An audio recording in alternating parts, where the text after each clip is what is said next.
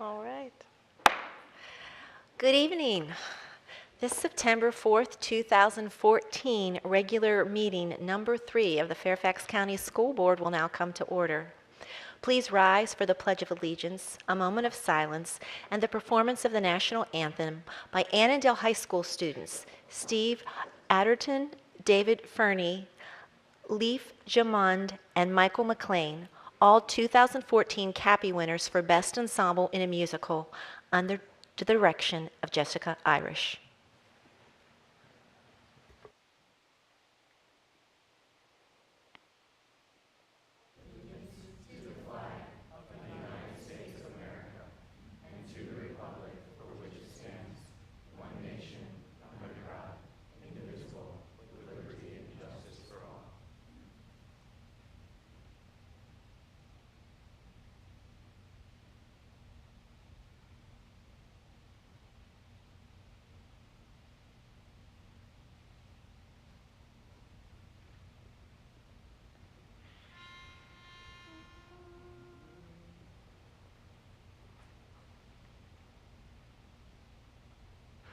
Oh, say, can you see by the dawn's early light what so proudly we hailed at the twilight's last gleaming, whose broad stripes and bright stars through the perilous fight o'er the ramparts we watched were so gallantly streaming, and the rocket's red glare, the bombs bursting in air, gave proof through the night that our flag was still there. Oh, say, does that star-spangled banner yet wave o'er the land of the free and the home of the brave?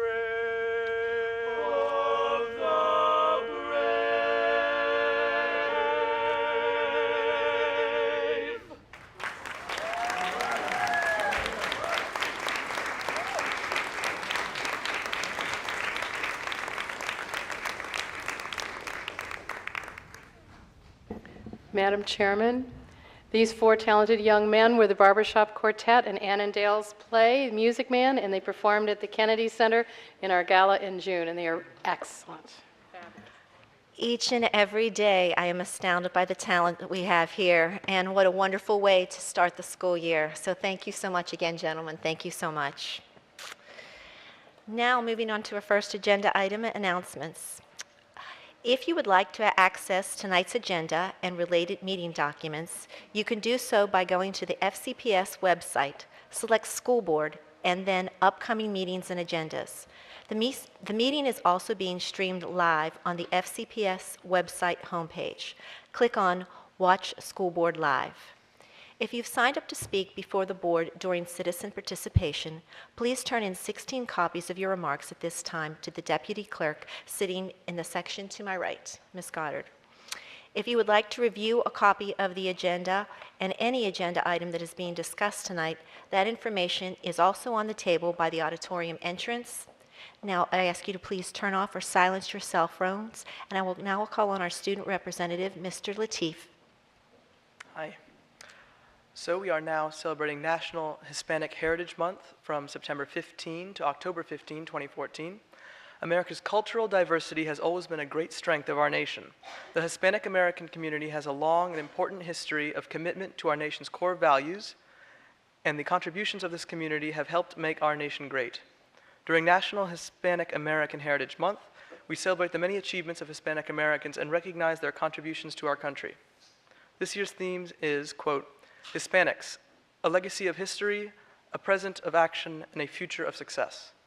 In 1968, the Congress authorized President Lyndon Baines Johnson to proclaim National Hispanic Heritage Week, and this observance was expanded in 1988 to a month-long celebration to honor our nation's Hispanic heritage.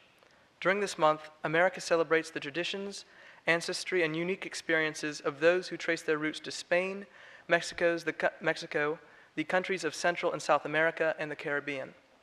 Throughout our history, Hispanic Americans have enriched the American way of life, and we recognize the millions of Hispanic Americans whose love of family, hard work, and community have helped unite us as a people and sustain us as a nation.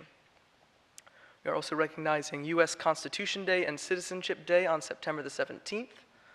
Constitution Day and Citizenship Day are observed each year on September 17 to commemorate the signing of the Constitution on September 17, 1787, and, quote, recognize all who, by coming of age or by naturalization, have become citizens. Recent legislation has renamed the day as Constitution Day and Citizenship Day and urges proper observances of the day. This year, the official observance day is Wednesday, September the 17th, and it is the 226th anniversary of the nation's founding document.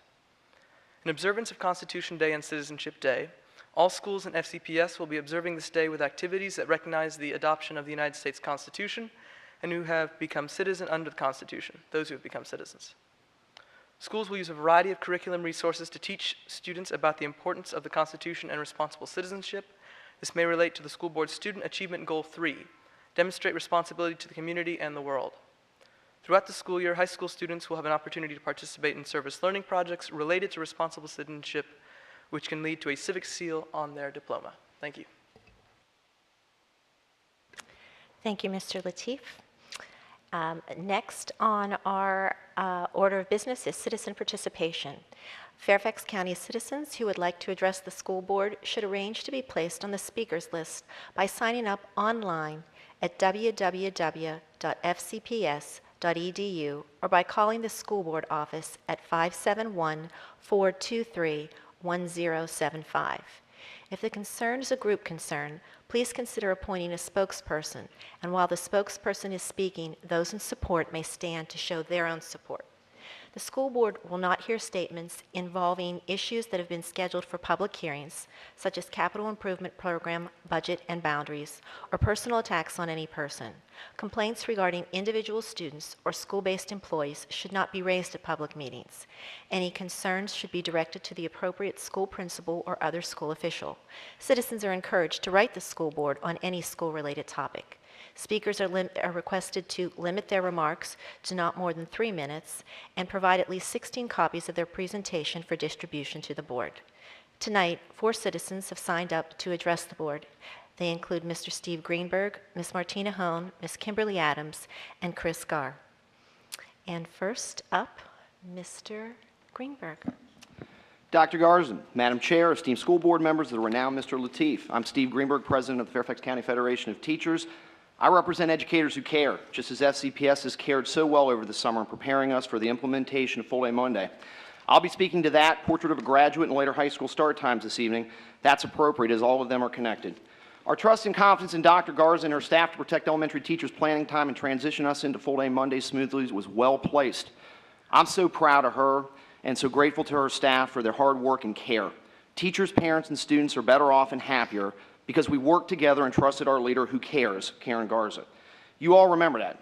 There are so many to thank. I'm sure Dr. Garza will help me tonight as she recognizes her staff. I think I have time to pick just one special person tonight, so I'm going to pick Kim Dockery. Kim sat with me and my teachers this summer in focus groups and individually for hours and really listened. Beyond the great job she did with the reg revision, she cared about the concerns of our teachers and then she acted upon them. She fixed things. Thank you for caring so much, Dr. Dockery. I would like to thank Chairman Bulova for a recommendation to the Board of Supervisors this week to assist in the funding of reoccurring costs of the Monday transition. I would also like to thank Supervisors Faust, McKay, Highland, and Supervisor Gross, nice, for their support at the recent meeting. I promised to educate the public relentlessly as to how well our individual supervisors are caring about their schools this year, and I think Sully needs a little education. To be clear, I am confused as to why the supervisors cannot help you now with some of your transportation costs. One-time money to provide reliable buses, which will also help you get ready for later high school start times. Remember that SCFT has been a supporter of later high school start times for the past 3 years. Our membership has worked in good faith with you throughout this process to make the change. We notified Dr. Garza in writing after your last work session that option 3 was best according to our members. However, I also notified her that our members were very concerned about splitting bells at Hayfield, Robinson, and Lake Braddock, as those schools share site, staff, meetings, planning, and culture. Those are school families. Administration has not convinced us since that time that this can be resolved with the current plan, which you will be discussing at your work session on Monday. Unlike the previous school boards and superintendents where they acted like they were really listening to our teachers, I know you will care and do better, because you are not the previous school boards. You're the best ever.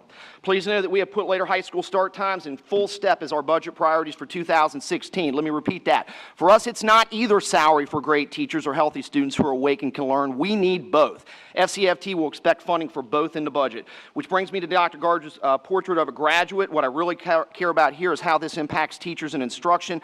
I've had lengthy conversations with Dr. Garza, Dr. Lockard, Dr. Dockery this summer about how our teachers will use portrait to improve instruction in FCPS while working with administration on how to best accomplish the school board's strategic goals, involving our educators genuinely in the process and decision making. Please know of our support for your work, Dr. Garza. We kiss your portrait. Fill in your own punchline. Thank you. Thank you, Mr. Greenberg. Next, we welcome back our former school board member, Ms. Martina Hone. Oh, Steve is always such a hard act to follow. School board members, Dr. Garza and staff. I'm Tina Hone, founder and chair of the Coalition of the Silence. Happy new school year. You are kicking it off with a bang, and we are happy to be here with you. The much anticipated portrait of the graduate is on new business tonight, and we know it took a lot of time and effort. And from friends of mine who served on that committee, we also hear that FCPS did a fair job in trying to make sure that the painters of the portraits were representative of the Fairfax County community. So all that is good. And truly, like Steve, I love you all. And you know I love you, Dr. Garza. But we got rain on your parade a little bit tonight. I was going to give you umbrellas, but I didn't have time to go get them. None of the parents on the committee were African American or Latino. In a school system where Latino and African American children make up 1/3 of the student body, we found that disappointing, but sadly not surprising. It is emblematic of the real issue here, the continuing deepening of the division in this school system along racial and ethnic lines. You spent, and some might say wasted, your time, in my view, repainting an old portrait. Since the adoption of Achievement Goals 1, 2, and 3 more than a decade ago, FCPS has had a portrait of a graduate. There is no news here. The issue that has been facing FCPS is that FCPS only knows how to get some of its students to the finish line.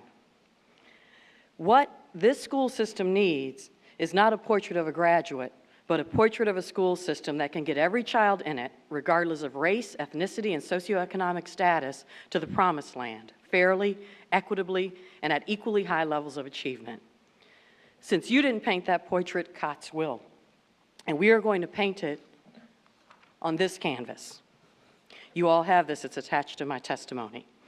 This document shows student achievement in a summary format instead of in the disjointed way that it's reported in the monitoring report over the course of 40 pages by grade level and subject hidden within 100 other pages of the report. It took some tenacity to get through it, but at every grade level, in every subject, and at every level of achievement, there is a gap in this county. The picture is crystal clear. Since we are talking about graduates, let me flag just one significant disparity here. It's at the bottom of the chart. More than 3/4 of white and Asian students graduate from this school system with advanced diplomas. Fewer than half of Black and Hispanic students do. Disparities between subgroups cannot be explained away by poverty or socioeconomic status. They cannot be explained away by a lack of parental engagement. And even if they could, then what? Are we going to punish children for the sins of their parents? Because that's exactly what you are saying if you throw your hands up and say it's about poverty and the parents. We know we are expecting a lot of FCPS, but we expect it because to whom much is given, much should be expected. This school system is blessed with resources and talent that are the envy of the nation. If any school system can fix this, it is this school system. Stop painting portraits of graduates. Fix this. Thank you.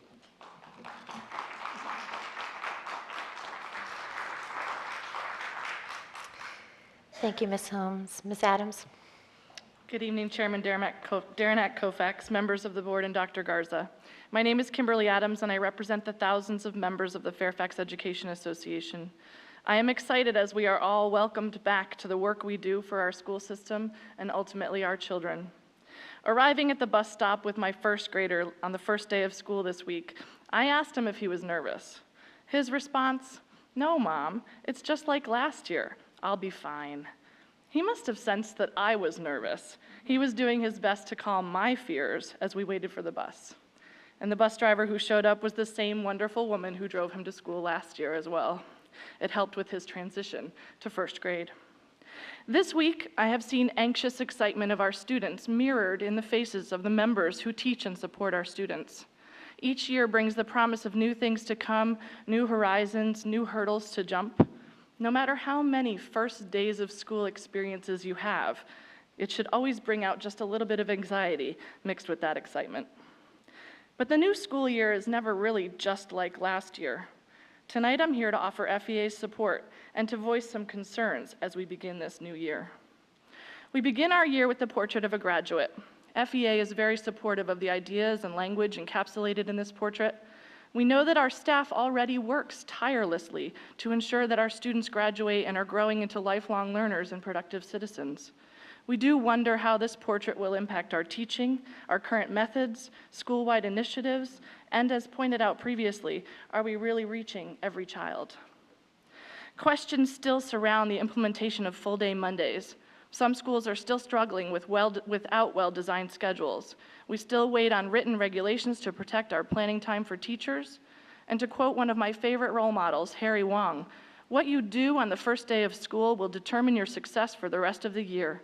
The most important factor that must be established the very first week of school is consistency." This is still lacking, unfortunately, in some of our schools. We also wonder how the state SOL changes will affect teacher practices, student preparation, and both student and staff evaluations.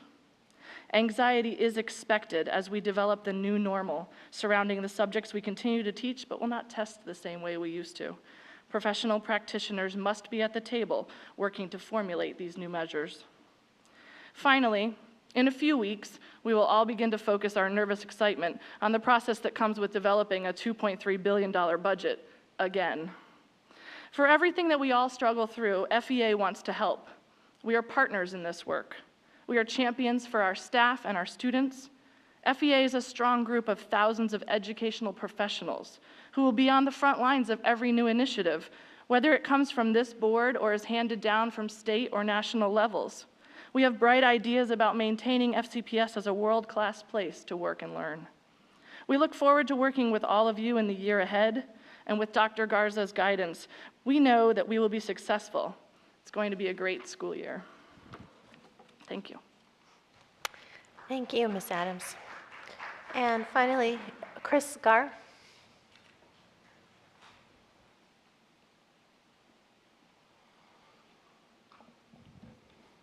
Hello, good evening, honorable members of the school board. My name is Chris Gare, and I'm the chair of the Fairfax County School Board Health Advisory Committee. I'm here tonight to convey the committee's support for the creation and installation of tobacco-free signage on all FCPS-owned fields and playgrounds. As in previous years, the Health Advisory Committee continues to recommend the school board develop and maintain the most comprehensive tobacco policy allowed by law. This recommendation is included in the committee's final report from last year, which suggests establishing a revised wellness policy for Fairfax County Public Schools that A, places the health and wellness of our students, staff, and school communities at a level of importance no less than what we set for academic achievement or any that we uphold in our beliefs, mission, and vision. B, declares credence to the proven correlation between the health and wellness of our students and their academic success, and the reciprocal effect of education as a primary determinant to healthy living. C, enables perpetual, resolute guidelines and goals to support and improve the health and wellness of our students, staff, and school communities we serve. D, instills no limits to any potential positive impacts created through continuous improvement of the interrelationship between the school environment, student health, and learning. E reflects the rationale and strategy of the coordinated school health model developed by our nation's premier health promotion, prevention, and preparedness agency, the Centers for Disease Control and Prevention. And F exceeds the wellness policy requirements set forth by the Child Nutrition and Women, Infants, and Children Reauthorization Act of 2004 and further strengthened by the Healthy Hunger-Free Kids Act of 2010. In the 2010 Virginia School Division Tobacco Prevention Policy Assessment issued by the Virginia Department of Health, 32 school divisions of the 91 surveyed reported having comprehensive tobacco use prevention policies in place that meet CDC criteria for being most effective in reducing tobacco use among youth. The CDC policy guidelines include prohibiting use of all tobacco products by students, faculty, staff, and visitors in school buildings, on school outdoor property, and in school transportation vehicles, at school-sponsored events, whether on or off campus, and at all times, including school hours and non-school hours to include evenings and weekends. Thanks very much. Thank you.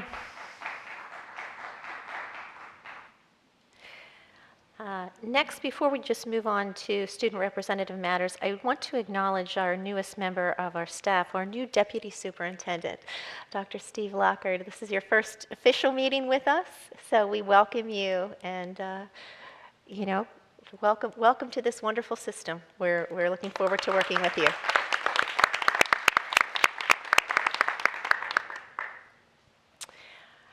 Next, our student representative matters. Back to you, Mr. Lateef. Thank you. One announcement I forgot to announce earlier. We'd like to welcome Boy Scouts in the audience from Troop 30 in Centerville, Virginia, working on the Citizenship in the Community Merit Badge. Welcome.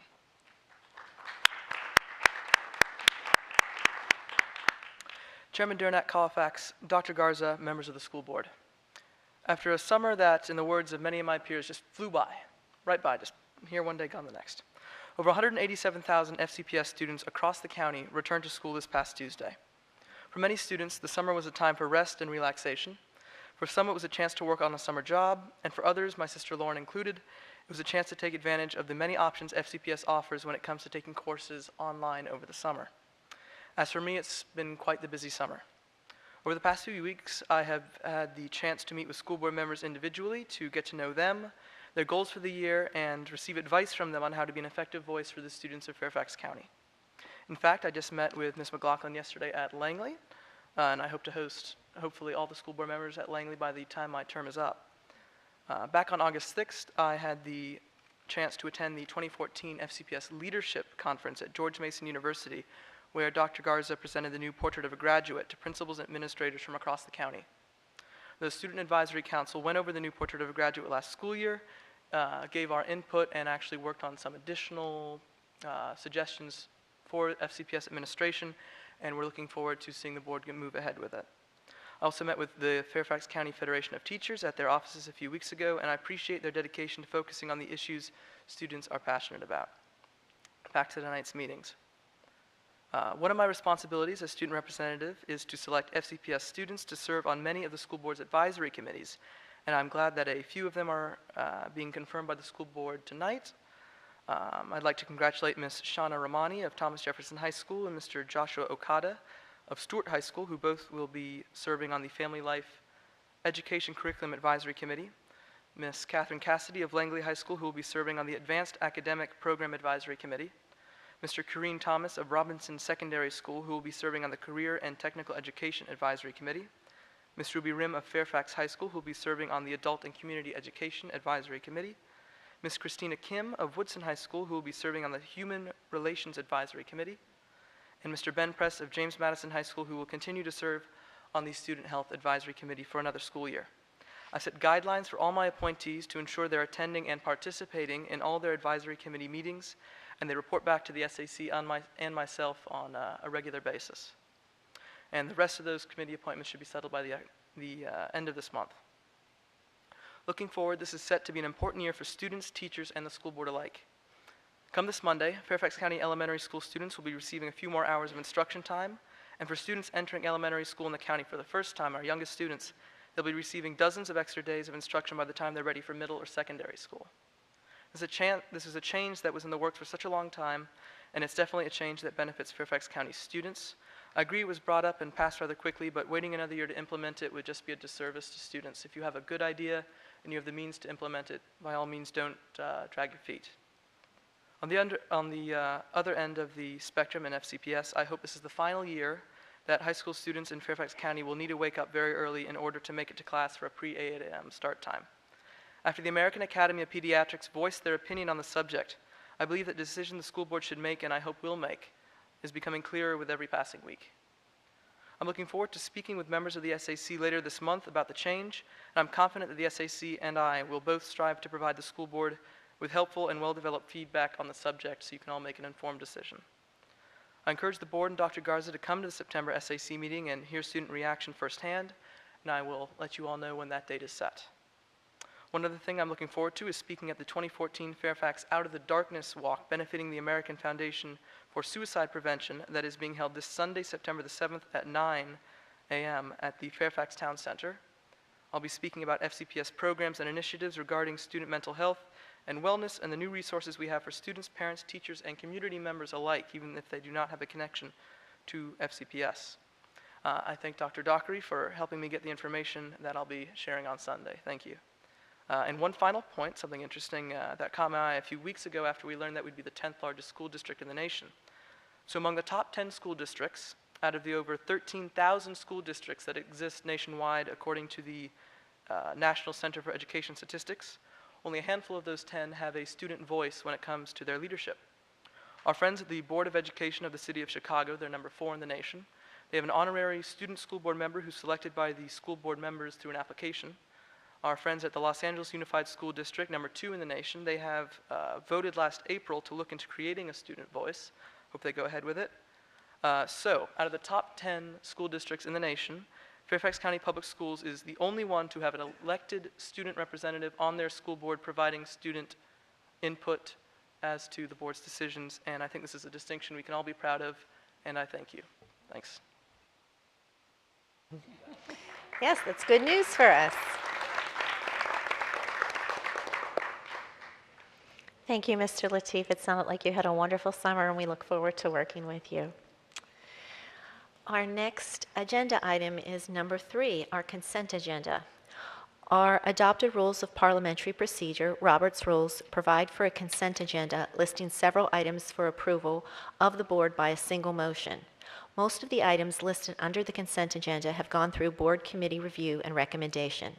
Documentation concerning these items has been provided to all board members and the public in advance to assure an extensive and thorough review. Items may be removed from the consent agenda at the request of any board member prior to the meeting. 3.01, approve the minutes of the July 14th, 2014 Operational Expectations Work Session and the July 24th, 2014 Regular School Board Meeting. 3.02, approve the proposed revisions to the Strategic Governance Manual in sections 2, 3, 4, and 5 as detailed in the agenda item and update the Strategic Governance Manual accordingly.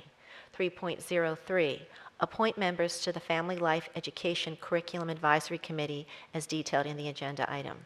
3.04, appoint Fairfax City School Board member Toby Sorensen to the Comprehensive Planning Development Committee to serve as the Fairfax City School Board representative.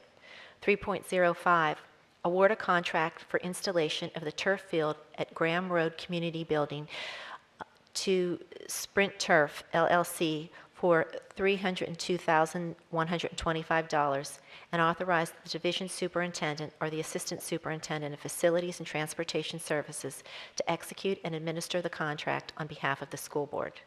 3.06, appoint individuals to serve on committees as detailed in the agenda item. Is there any objection to approving the consent agenda? Hearing and seeing no objection, the consent agenda is approved. Next item, new business.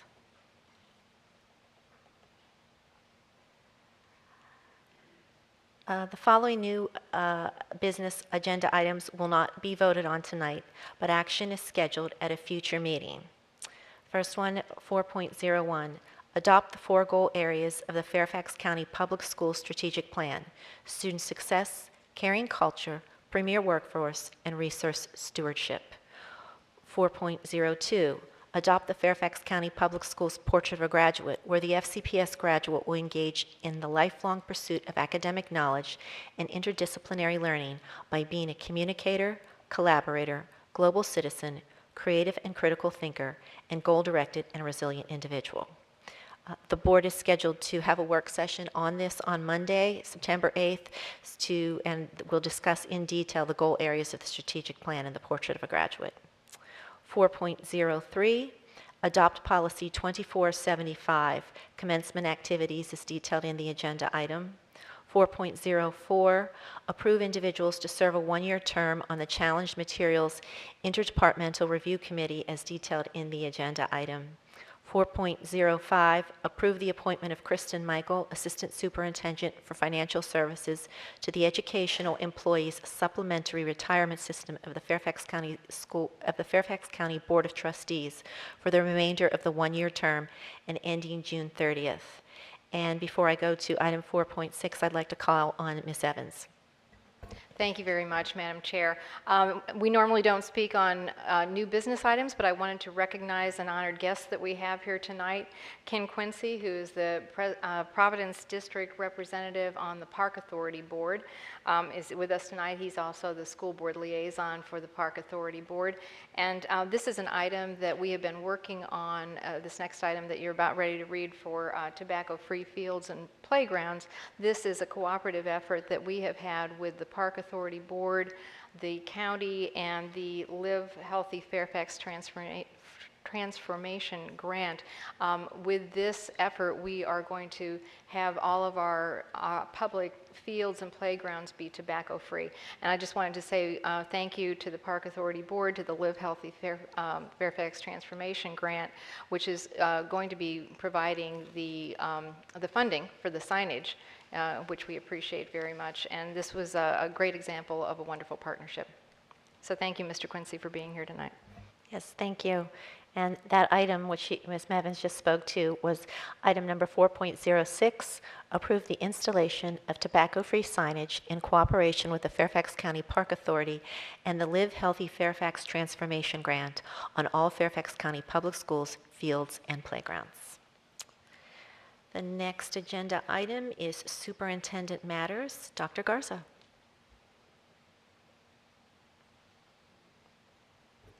Yes, thank you, Madam Chair, members of the board.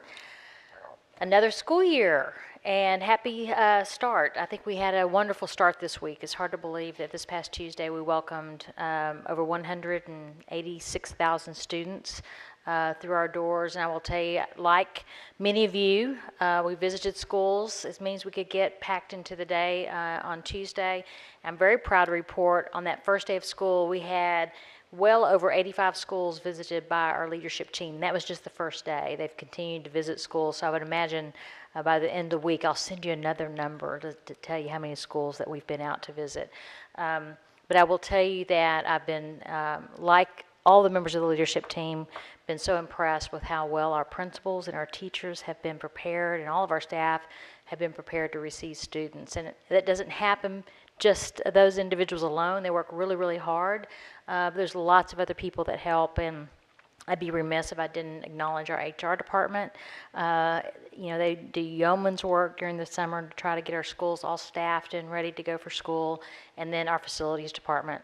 My goodness, I went in so many schools, and I was so proud of how great they looked, and schools that we can be proud of, and that our custodial staff, I think, have done a great job. And then the opening of Bailey's in just 9 months, Jeff Plattenberg, Kevin Sneed, and multitude of other individuals did so much great work. Of course, Sandy Evans, our board member, it's a school to be so proud of, and I think we really set the stage for some new and innovative and different designs. So I think that was really exciting. I had another board member say, I want a school like Bailey's. And then, yes, we did implement full-day Mondays. And I will tell you that I have acknowledged publicly that it was a very aggressive timeline.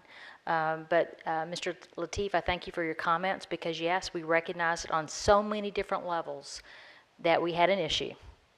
We had a teacher working conditions issue with regard to elementary teacher planning time. We had some challenges with compliance with our state requirements, around 990 hours. And I believe that it's part of a leadership responsibility that when you recognize that there's a problem and we do have a solution, that we figure it out and get it done. And I'm real proud to report that it's about 75 hours of additional days of instruction per year. And I think to give some context to that, 90 days is half a school year. So almost the equivalent of half a school year every year we're adding in terms of that time. So it's a lot of additional time. So it's very, very well worth the additional time. I do want to thank a lot of people who worked on that. Of course, our principals, who we said, hey, we're going to do this and get this done. Marty Smith, Kim Dockery, obviously our regional assistant superintendents worked with every single elementary principal in the division this summer, every single one.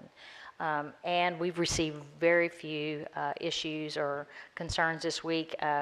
Kimberly, if you know of particular issues, I haven't heard from many from you, but I welcome working with you, because I know that we'll be out there and supporting our principals and making sure that we get it done and get it done well. So I welcome your feedback on that as well. The Virginia Technology and Engineering Education Association recognized one of our programs and one of our teachers in an awards ceremony last month. Joshua Massley was named High School Teacher of the Year. Joshua teaches at West Springfield High School and has 13 years of classroom experience. He has been a driving force in the implementation of STEM at West Springfield and has a strong focus on teaching leadership skills through the Technology Student Association. Fairfax High School was presented with the Northern Region Program of the Year Award for the High School Technology Program. Fairfax High School Technology teacher, I can't see without my little glasses, Emre Eeg received the award, and we congratulate Dave Goldfarb and his team at Fairfax High School. And then finally, Teresa Johnson, our principal at Chantilly High School, has been named the 2014 Journalism Education Association Administrator of the Year, and it was really exciting. I've had one of her teachers really excited to tell me about it during our in-service last week. The award honors school administrators who provide exceptional support of scholastic journalism. Johnson will be recognized at the JEA, National Scholastic Press Association, Fall National High School Journalism Convention in Washington, D.C., so we congratulate Teresa. And then finally, I again want to welcome Dr. Steve Lockhart, our new Deputy Superintendent. He's been on board now, I think, 5 weeks. Is this 5 weeks? And he has already had such a positive impact, and we're very, very happy to have him on board and welcome him to his first board meeting. So thank you, Madam Chair. Thank you, Dr. Garza. I call on Mr. Stork for a question. Thank you, Dr. Garza, and I would enthusiastically endorse all your comments about the smoothness with which we've started the school year, and I think obviously we'll get the pleasure of observing the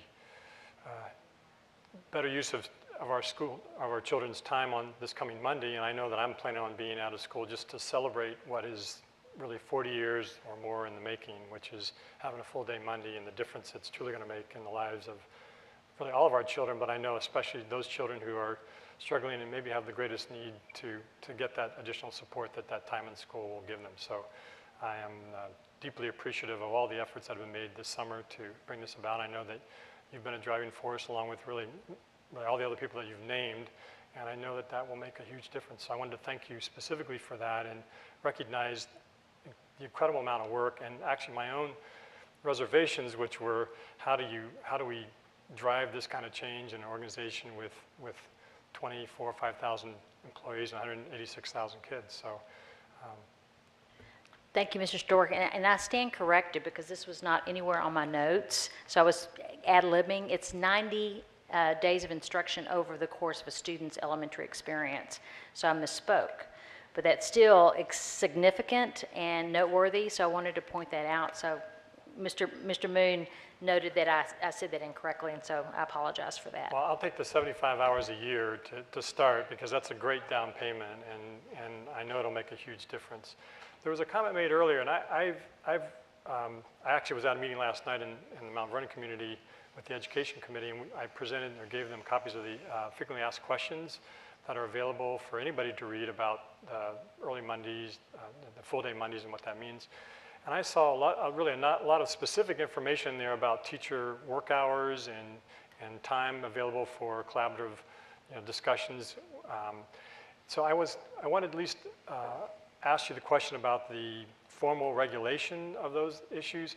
I know there was a reference to that this evening in a comment, but again, what I've observed seems pretty formal. I don't know if the actual regulations have been signed off on. Is that the issue? Because what I saw was very concrete and very specific and in my mind, consistent with what the board was looking for, and I know what you've been championing since you've been here. The written regulations, I just checked because I thought they'd already been sent out, and they said they're just about to be sent out. But there should be very little misunderstanding about that because we've worked all summer long. We've had many PowerPoints that specified exactly what we were expecting. Yep. The draft regulations have been out in so many people's hands. So the time with regard to teacher planning time should not be, in terms of people that have to execute that, they're very well aware of what those requirements are. Now, will we have to continue to monitor it to make sure that we uphold those expectations? Absolutely, and we intend to do that. Well, I think we've made a wonderful down payment on the issue of teachers having more time to do their job. And I know I heard personally from several teachers about the mere fact that they had all day Tuesday just for them, that it couldn't be used for in-services and everything else was a huge difference in their lives and their ability to set up their rooms and really spend their time in the way they thought would best prepare them for the start of the school year. So I think we've done a number of very positive things, and I'm looking forward to keeping that trend going. So thank you. Thank you. Next, we move on to board committee reports. And I call first to you, Mr. Stork. Thank you, Madam Chairwoman. We had a joint budget committee meeting in July, and this was the first meeting of both Board of Supervisors and school board committee members who are looking to identify ways to streamline and improve the budget development process for our two boards.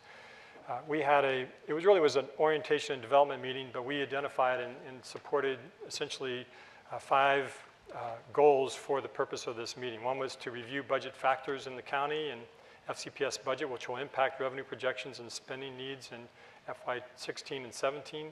2 was establish mutual expectations for both resource and spending growth in the county and the school budget. 3 was provide a forum for joint multi-year budgeting and planning, and I think in particular that was one of the ones we all felt would have a benefit to our really preparation and part of our strategic plan development as well for the school system. The 4th was to review and reaffirm financial management principles and related issues. And the final was produce a report for both boards to review and endorse. So we are on our way. We have just had one meeting. We have at least 4 or 5 more planned, and we have very specific activities planned for each of those meetings.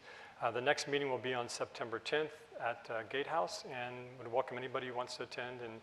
And the purpose of that meeting will be for the county to review the Fairfax County government budget, both past and present, and the school board, school system will be presenting similar kinds of information for the FCPS budget. Thank you. Thank you, Mr. Stork. Next, reporting on the audit committee, the committee chairman, Mr. Moon. Thank you, Madam Chair. The audit committee met earlier this evening, and the committee reviewed the business process turnover audit for Spring Hill Elementary School, and the report is going to be available on the internal audit website by Monday. The committee also discussed the proposed interim audit plan and the status of current work. The proposed plan will be listed on the school board's meeting agenda as a new business on September 18th for discussion at the October 6th all-day work session, with the vote on the proposed plan on October 9th at the regular meeting. The committee further discussed the organization risk assessment next steps. The audit staff will bring recommendations regarding who should be responsible for the management of the assessment and the next step to the committee at the October 22nd audit committee meeting. And lastly, the committee also reviewed and discussed a proposed auditor general job description And this will be discussed at Monday's work session as a part of the committee's recommendations. Thank you, Mr. Moon. Next are board matters, and I will start with you, Ms. Schultz. Yes, board matters. Okay, so first of all, I have a congratulations out to Mr. Mike Mukai, who is the new principal at West Springfield High School. It's a good and bad. It's a little bit sad because he was the associate principal at my school, Robinson, and was wonderful. But I'm very, very happy for him and for the Spartan community. He's going to be a wonderful principal for you. Two, full day Monday, my thanks to Dr. Garza and to Dr. Dockery and the teachers who worked just tirelessly to make this happen. I know that there was a lot of trepidation, particularly among teachers. I have already heard and shared with Dr. Garza early feedback already that those tenuous concerns by many teachers, they can see how well this plan is going to work, and are grateful now that it's rolling out. And with regard to our Board of Supervisor meeting earlier this week, I ran the numbers, and we had an estimated $7 million price tag for this year. And the problem is with the Board of Supervisors looking at it as an out-of-process discussion. And when we're spending more time talking about the process versus a 42-year-old problem that was never handled by previous administrations because it was difficult. And the fact that it was done and done not because we just on a whim came up with full day Mondays, but we're faced with a reticent state legislature that does not allow us a King's Dominion waiver. And so we can't decide when to start school so that we can get the school in. When we're faced with state mandates on recess, when we're faced with state mandates on the length of the school year, and when we're faced with state mandates on the length of the school hours if we can't meet 180 days. And oh, by the way, weather, none of those things is within our control. And when we were still experiencing snow days in March and April, to say that we came up with this on a whim was a disheartening tone. And there is carryover, and the Board of Supervisors was able to take care of a lot of their budget cuts. And we have 1,000 plus unaccompanied minors that have shown up in this county. And I don't know where they've gone to school, and it's an issue that I'm going to stay on. But to provide for 54% of the students in our student population who are elementary students, every single student benefited from this decision. Every single one. Not immersion students, not Title I students, not K through 3, not full day K. Every single elementary student in FCPS benefited from this decision. And when you look at a $7 million price tag over 42 years, it's $167,000 a year. And we pulled it off. And I think that it's time that the Board of Supervisors shoulder that burden with us. So I don't want just some money for ongoing, because the price tag starts now. The money's being incurred now. And lastly, I want to thank Dr. Garza and Mr. Plattenberg, who I know had a pretty hairy summer, but for our discussion about CIP and infrastructure this week. And I understand that Springfield and Braddock, we met together, was a little bit more complex because we started talking about some really complex issues that are coming. But that 186,000 number that you mentioned, and Mr. Lateef that you read off, that we're number 10 in the nation now, comes with the price tag of the infrastructure to educate the students in. And we don't have it. And what we do have is overcrowded. And I came tonight from a White Oaks elementary meeting, and I really have to thank the principal and the regional assistant superintendent and the parents there for highlighting class sizes up to 35 students in the upper grades in AAP and 29 kids, which is the state code max in kindergarten.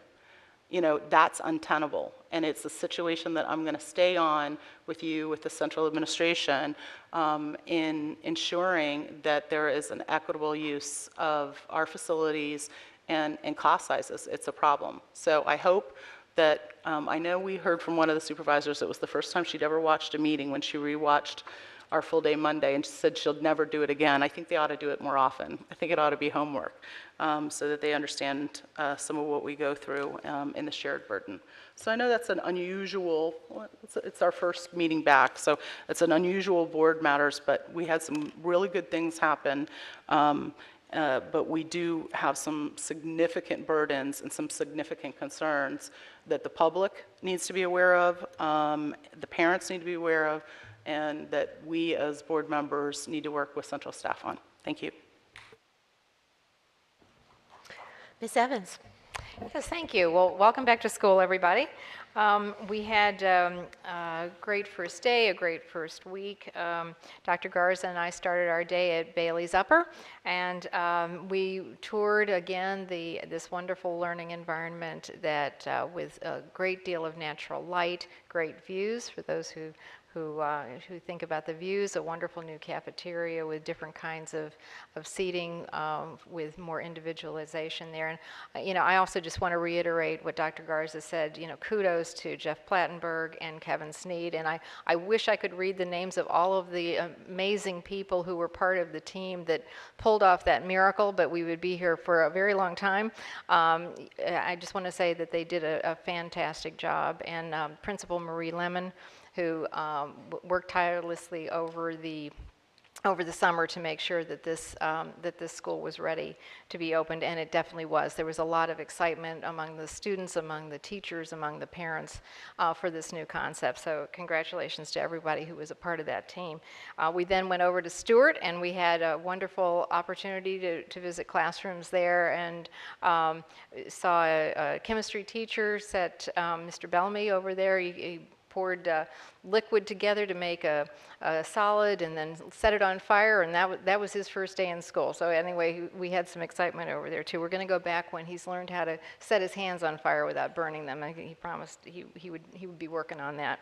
So I'm looking forward to all the back to school nights. I went to the first one tonight at Glasgow Middle School and was pleased to join them there.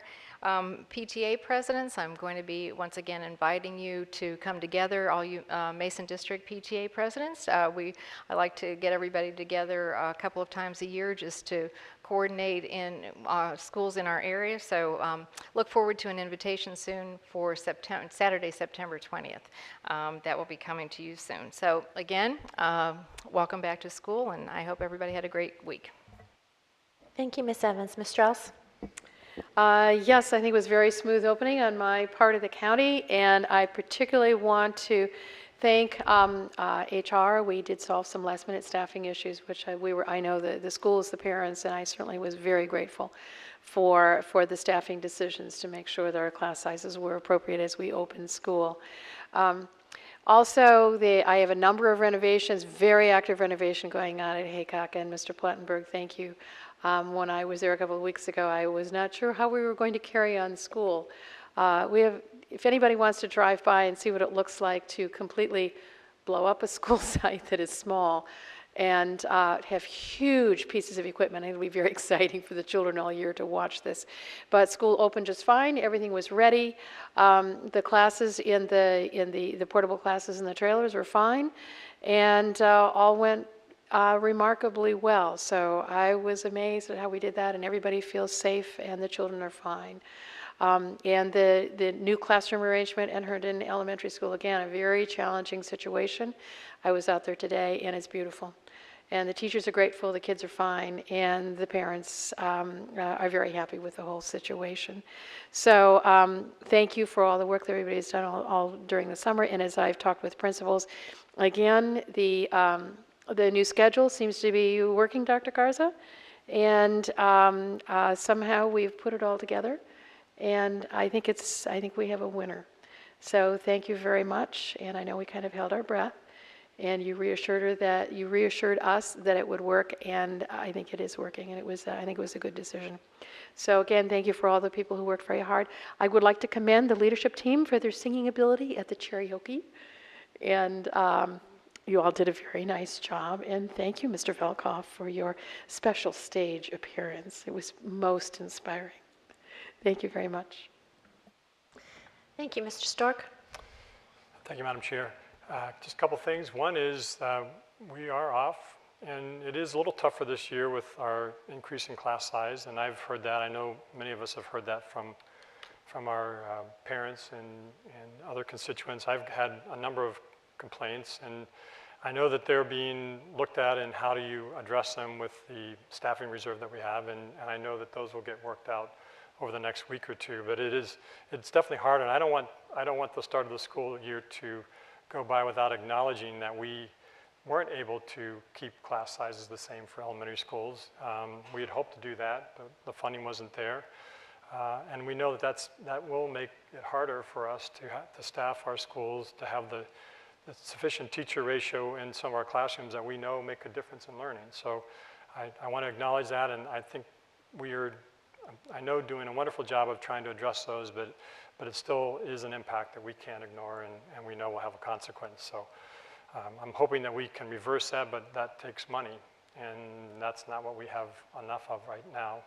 We had over $100 million in cut that not only affected teachers, but frankly affected our administrative support even more significantly in elementary schools. And I know that's not as visible immediately, but I think it will come over time. So Dr. Garza, I again appreciate everybody's efforts, but I also know that it's difficult to do more with less, and that's exactly what you've had to and the teachers and staff have had to do with the start of this school year. So hopefully we can keep it working well for us, but I know it just increases the degree of difficulty of doing that. One more comment I want to make is just to thank, first and foremost, to thank this board and the Board of Supervisors for how we made a difference in a lot of people's lives with our efforts to put together and fund turf fields for some of our more challenged schools in terms of fundraising. I had the pleasure of accompanying Mr. Moon and Mr. McLevine, and we helped to dedicate the Mount Vernon High School turf field this past Thursday, and it was a large crowd and a great celebration for that. I had the opportunity to thank not only them and all of you for your willingness to support schools that need a little bit more help than some of our other schools. And I particularly thanked Ms. McLaughlin for her leadership with the county committee, with the committee that we initiated, but we drove to a conclusion that I think has really been very helpful to all of our schools.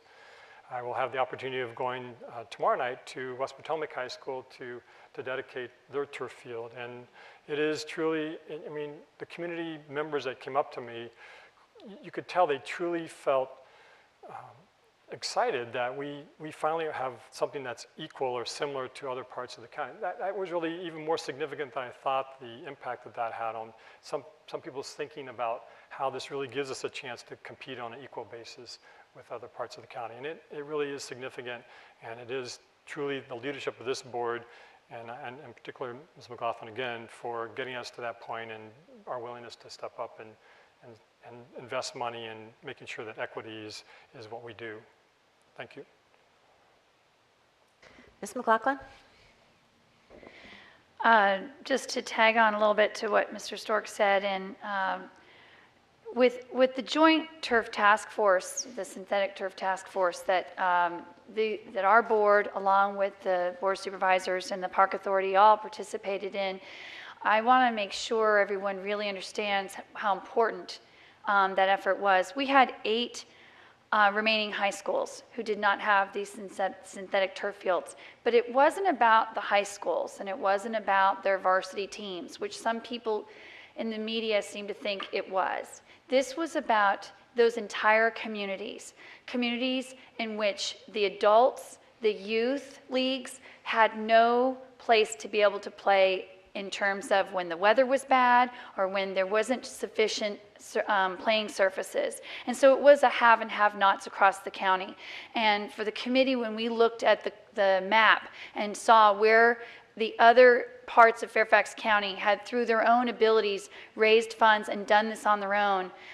We really, as a county, I'm proudly to say, recognize that if you live in Fairfax County, you should be able to enjoy all of the recreational opportunities and also the physical education opportunities, because when you have synthetic turf fields at your high schools, that means those 9th through 12th grade students and their bands and the other extracurriculars, that they also have an opportunity to live well and enjoy their extracurricular interests. And so it really was, I think, an important step. And for the two boards to come together and dedicate $3 million jointly over a 2-year period, and through the work of Mr. Plattenberg and his team to really help get those fields in so quickly, we're really looking at tremendous movement and success. And so, not to drive this home too much for my colleagues, but in my mind, it is the model where we move forward with our work with the Board of Supervisors. That was where collectively we got to that point where we understood a shared partnership in funding and commitment to do good for our Fairfax County residents. I hope that's the model we can bring forward, whether it's successful Children and Youth Task Force, whether it's now our joint budget task force, when you look at the infrastructure committee. Those are all the things that I hope we realize that it is possible. And to that end, I want to tag on to something that Ms. Schultz said about the full day Mondays. I was really pleased that so many of us on the board were able to be at that joint meeting. But I was saddened by some of the remarks that were made, because in the end, this wasn't about when the Board of Supervisors got told that we were going to put this into place, as everyone has stated. It was, are we trying to improve the education of students in Fairfax County? And something that's been in place since 1971, and as Dr. Garza talked about, shortchange the educational services for our students and put a real hardship on working families with the early release Mondays. This was such a good thing. And I think what was lost on our Board of Supervisors, and I'm contemplating sending an email to them, is I don't think they understood that the reason this came after our budget was all of the moving parts of collaborating with our teachers associations and our teachers and community as a whole to say, here's a change we think benefits everyone. It didn't fall neatly into our budget process. It happened after we voted on our budget. And I think we need to help them understand this wasn't something we slid in after the fact, but we were very careful at trying to do this right after 41 years, and I really hope that we can get them, as they start to vote moving forward, to support the costs involved, because we're increasing our services for our students and our families, and we need, therefore, the financial support of our funding authority, the Board of Supervisors. So I think it's entirely appropriate that we increased the hours of instruction and services, and we need, therefore, for them to match that in the transfer request going forward. And that'll be my plug. Just quickly, I want to thank Dr. Garza and Dr. Lockhart, who allowed me to accompany them on the 3 schools they visited in Braddock District. We got to visit Frost and Woodson first with Dr. Lockhart, and it was wonderful because we have new leadership in the Frost building, Principal Eric McCann, and we'll be having an interim principal at Woodson. So I think for both those schools, it was really helpful to have you there visiting on the first day, and meaningful. And then Laurel Ridge also has a new principal, Laurel Ridge Elementary, and so really I think meant a lot, and certainly to me as your school board member in that area, thank you for being there and for letting me join you for that. And then I also want to say to our families who've been writing into me and perhaps many other school board members about the crossing guard issue. For any of those who are not aware, there's been a change in sort of the direction of trying to honor current Virginia regulations and practices with crossing guards, but it is a new change, and I want to reassure the public that our board of supervisors, our Assistant Superintendent of Transportation, Jeff Plattenberg, and all of us here on the board are going to continue to dialogue with Fairfax County Police Department and figure out the best way to ensure the safety of our students and also to address the traffic complications that come when we've got an onslaught of people trying to get their children to school and people also trying to get to work. So I know if you go to the Braddock District Supervisor's site, they have a statement of the work they're doing to address that. So if you're listening and it is an issue, please do email us and let us know, because it helps us direct Fairfax County Police Department to be looking at those intersections. But it's my understanding they're collaborating with FCPS to really look at that carefully. And I do also want to say to our former colleague on the school board, Ms. Tina Hone, thank you for the data sheet, the chart that you brought to us this evening. To see something in one page in a snapshot that is so compelling, I will be looking at that very carefully, and I believe so will all of my colleagues and the superintendent. You are absolutely correct.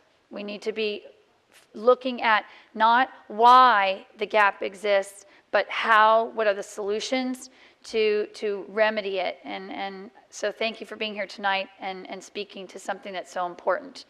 And finally, to our student, Harris Latif, he and I talked about this yesterday. I so enjoyed our 2-hour discussion at Langley yesterday, which, by the way, I know Ms.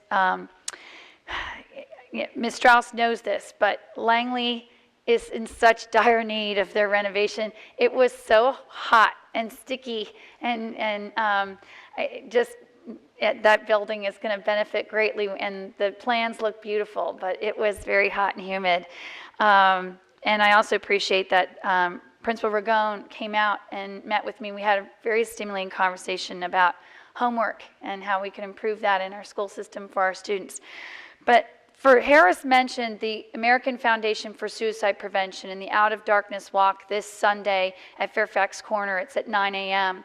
And if you go to the website, Out of Darkness, you can Google it. You can still register up till tomorrow, and you can also go there between 8 and 9 a.m. on Sunday morning to register as well. Over 614 participants are currently registered here for the Fairfax Walk. And I just wanted to emphasize this tonight because it'll be my second time participating in the walk. But in case my colleagues aren't aware, we do lose someone nationally every 13 minutes in this country to suicide. And annually, that means we lose over 40,000 Americans, almost 40,000. But almost 650,000 Americans attempt to take their life each year. It's the second leading cause of death among the 18 to 35-year-olds, and it's the fourth leading cause of death for all adults. We know this summer we lost a tremendous actor and individual, Robin Williams, and I hope it raises our national awareness that with mental illness and the risk of suicide, this is something that I hope we'll all continue to strive toward, that mental health and well-being for not just our children, but for our county residents. And realize that the American Foundation for Suicide Prevention, it's remarkable. They've given over $20 million in research. They raise over $7 million a year through 300 walks around the country. So for anyone who enjoys a walk, I hope that you'll consider registering, coming out, joining us on Sunday. And if not, consider going to the website and supporting such a wonderful cause. And my colleagues, I'm sorry, luckily the clock wasn't running tonight. Mr. Velkoff. I pass. Ms. Smith. Ms. Hines. Okay, I'm going to say a few words.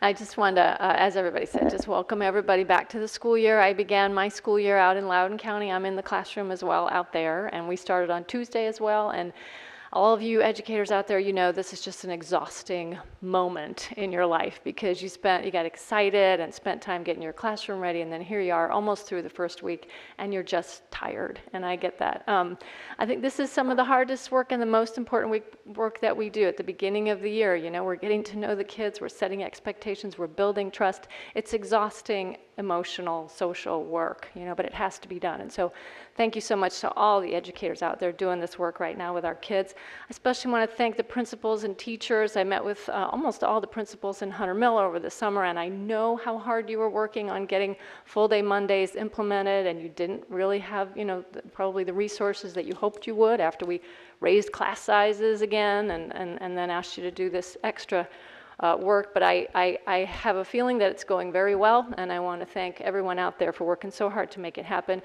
Parents, you will notice there are some changes, with the calendar that maybe you're not quite aware of yet, and when they come along, I want to thank you for your flexibility, and let me know if you ever have any questions that I can help you with. I want to thank Mr. Stork for talking a little bit about class sizes. I have to say, in my 2.5 years on this board, that's the most disappointing thing that's happened, is that we had to raise class sizes again. That's 3 times in less than 10 years. And when I got on this board, one of my goals was to lower class sizes. And we are so far from being able to do that right now. And I'm getting emails from parents, and I am telling them it is about funding. We cut $97 million this year. And a big chunk of that was to raise class sizes again.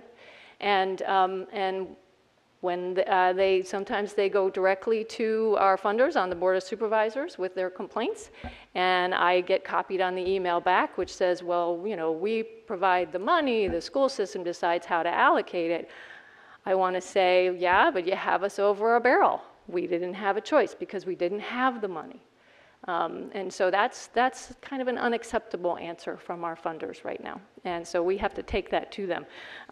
That said, I want to thank our representatives in Hunter Mill. They've been willing to meet with me and work with me. State Senators Janet Howell and Chap Peterson, State Delegates Ken Plum and Mark Keem, big supporters of education, and they've been good to me, good enough to meet with me and talk about the upcoming state session and all the ways that the state can be helping us more than they are, and they do want to help us out. Just close by saying that I am looking forward to back to school nights so much. I won't be able to make them all. They're stacked up sometimes on the same nights, but I'll go to as many as I can, and I wish everybody a wonderful school year. Mr. McElwain. Thank you, Madam Chair. I enjoyed visiting Stewart and Lee High Schools with my lovely colleagues and Dr. Garza on Tuesday. It was great to see everyone in action, and Ms. McLaughlin, trust me, Langley was not the only hot school. We were sweating all over the place, but we made it through, and it was very enjoyable. Secondly, I want to also point out something that Mr. Stork mentioned, and that is that our teachers so appreciate the extra time we've given them at the start of the school year. From my father, who actually works all over the summer doing his lesson plans, and our other teachers, they really appreciate that. So we need to make sure we maintain that in our system. For those of you who have not seen the SR&R video, Mr. Stork makes a wonderful appearance, and our own Harris Lateef does a great job narrating it. So it's definitely worth a watch. It's about 14 minutes long, but it's well worth the time. And then finally, one thing I want to point out to all my colleagues is an article in Time Magazine this week that is entitled "Sitting is Killing You." And I've talked with this about with some of my colleagues, and we've joked about these chairs that we're sitting in being horrendous. Some of us like them, some of us don't. But reading this article will really show the harm that sitting for so long does to us. And it was Mr. Velkoff who a couple years ago tallied the hours that just as school board members we spend sitting, and it totaled 80 days of the year, I think, we're in meetings. So we need to give thought to that as we look to improve our sitting situation, and remember that we did convene a Streamline and Focus Committee, and perhaps standing a little more might help us get our work done. So happy new school year, everyone. Mr. McElwain, I was going to bring that up. So thank you for brevity and streamline and focus. We can try that. Put that as another bullet point to try. Ms. Reed. Thank you, Madam Chair. First, I wanted to highlight an item that was in the consent agenda tonight, and that is the small turf field that is going in at the former Graham Road Elementary School site. It is now known as the Graham Road Community Building, and back in 2008, the school board voted when they closed that school and eventually built a new one, that building and that site in perpetuity should be a space for the community, for recreation, education, and other uses. And I have honored that. I have been kind of a pest, I think Mr. Plattenberg would say, because I was very tenacious, and that this was something that is very important to the community, and I want to thank Mr. Plattenberg and Mr. Sneed.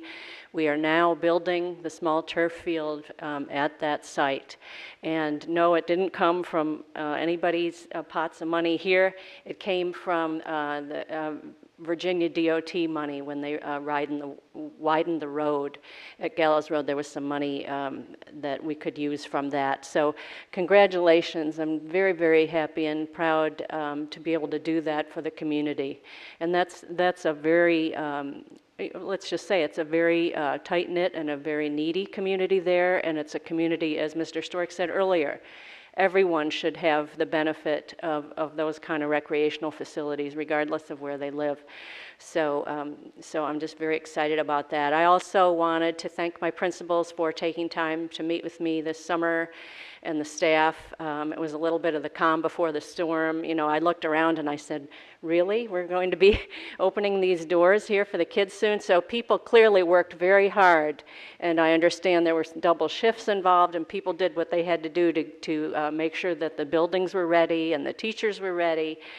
So kudos to everybody who did what they had to do.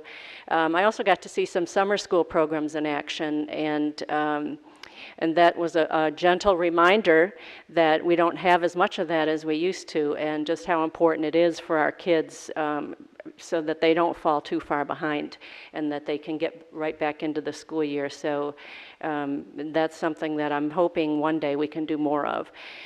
Also, I wanted to mention that with the advent of the opening of school, I don't know about anybody else on the board, but I had only 2 transportation issues. In prior years, there were many, and both issues were resolved very quickly, and the families were very pleased. And again, I wanted to thank the staff, because I'm sure, you know, that it wasn't the only 2 calls that they got. So thank you very much for being so efficient with that. Also wanted to mention the Budget Committee. There are 2 of us, the chair and vice chair. We're not really a committee, which is why we didn't really report out. But we have been busy. We've met several times already. The budget work never ends, never stops. And next week, in fact, on Monday, if anyone is coming to the work session, or if you'd like to tune in at 1 o'clock, we'll begin by providing the fiscal forecast. Last but not least, the issue of partnerships. I just wanted to mention Mr. Ken Quincy. We acknowledged him earlier from Providence District, from the Parks. Thank you, Ken, for being here. The Coalition of the Silence. We have our teacher groups.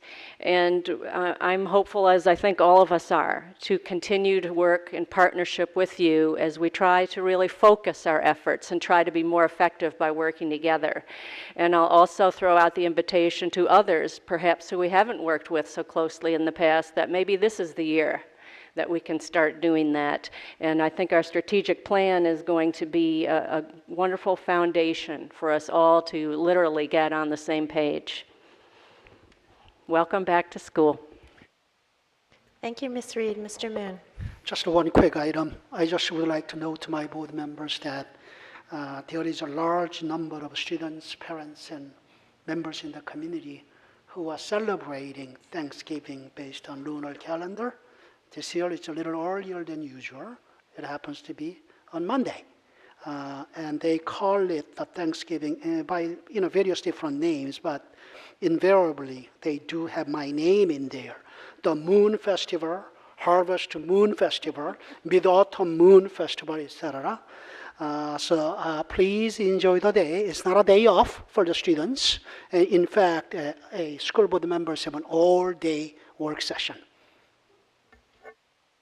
Thank you, Mr. Moon. Mr. Velkoff would like to be recognized. I just want to give credit where credit is due. Mr. McElveen, you credited me with telling my time in these meetings, and it was my very able administrative assistant, Kathy Partlow. Thank you, Mr. Velkoff, and thank you all. It is indeed good to be back. I had the pleasure of doing my first day back with Dr. Garza, where we went to Lee High School, Key Middle School, and Key Center, and it was a very smooth day. And as I told Dr. Garza with Key Center, you know, the first day, particularly for that particular group, I call them a group of angels who work there. They care for these children. They bring compassion and energy, and really just love to them. And it's a wonderful place to be. So I encourage my colleagues, if you have not visited Key Center, to please go and see the good work that we're doing out there. So I am excited to be back. I look forward. I thank you all for your comments, and it feels good. It feels good to be back here. I missed you all. Hope you all had a wonderful August. And now, rather than adjourn, we are going to go into a closed meeting tonight. So the next portion, the board will make a motion to go into closed meeting to discuss and consider interdisciplinary matters concerning students pursuant to Section 2.2-3711A2 of the Code of Virginia, and number 2, to discuss and consider employment and performance of a specific public employee pursuant to Section 2.2-3711A1 of the Code of Virginia. Do I have a motion? Ms. Smith? Seconded. Ms. Strauss? Thank you. We're now in closed session. Vote. I'm so sorry. Help me along. The vote is unanimous. Thank you. We're now in closed session.